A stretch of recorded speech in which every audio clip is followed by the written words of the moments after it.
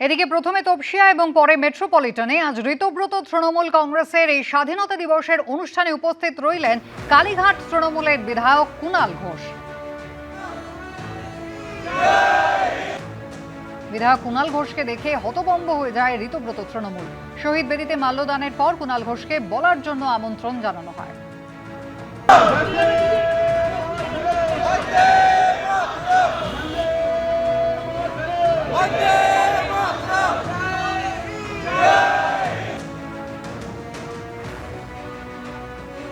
Mic হাতে নিয়ে মমতা বন্দ্যোপাধ্যায়ের নামে জয়ধ্বনি করেন কুণাল ঘোষ।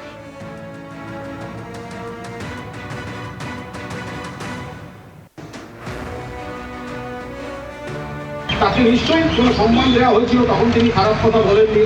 তাকে বিজেপিও সাংসদ করেছিল, তখন তিনি খারাপ কথা বলেননি। কিন্তু নেতাজি সুভাষচন্দ্র বসুকে যে পরিমাণে অপমান তিনি করেছেন, তাকে শুধুমাত্র লোক দেখানো, ক্ষমা চাওয়া বা একটা এফআইআর করা নয়, তাকে গ্রেফতার করতে হবে, তাকে সাংসদ পদ খারিজ করতে হবে। এবং বিজেপি যদি সত্যি নেতাজির প্রতি তাদের শ্রদ্ধার্ঘ দেখাতে চায়, তাহলে দয়া করে আপনারা আগে দল থেকে তাকে বহিষ্কার ঘোষণা করুন। অর্থনীতিভাবে, সামাজিকভাবে এই বিজেপি সরকার দেশের সাধারণ মানুষ, গরিব মানুষ, কৃষক, শ্রমিক এদের সর্বনাশ করে ছেড়েছে। ছাত্র আন্দোলনে যেভাবে সেটা হতে পারে না। আমরা মমতা বন্দ্যোপাধ্যায়ের নেতৃত্বে সর্বভারতীয় তৃণমূল কংগ্রেস এখানে যারা সবাই আছি বা এখানেও যারা সবাই ছিলেন, একটা পরিবারের মতো লড়াই চালাচ্ছি। চলবে।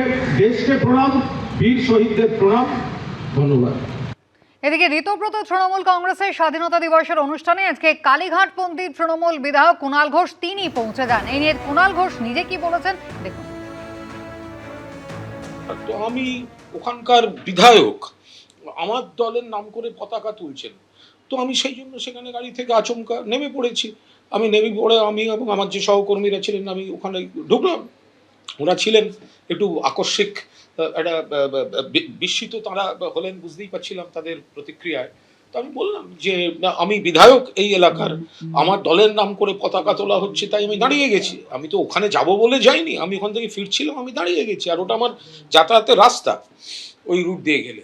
আমি গেছিলাম আমার দোলার সেন, বৈশ্বনাথ চট্টোপাধ্যায় আমাদের দলের অনুষ্ঠানে।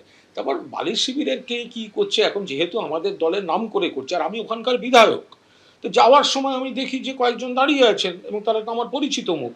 তো আমি আচমকা এই গাড়ি থেকে নেবে, তার সঙ্গে তো কোনো শিবিরের নয়। আমি তো ওখানে গিয়ে বলছি মমতাদির নেতৃত্বে তৃণমূল কংগ্রেস চলছে, তো ওরা তো সেটা বলছেন না বলেই বিরোধ। তো ফলে আমি কেন ওদের সঙ্গে যেতে যাবো। এবিপি আনন্দ, এগিয়ে থাকে, এগিয়ে রাখে।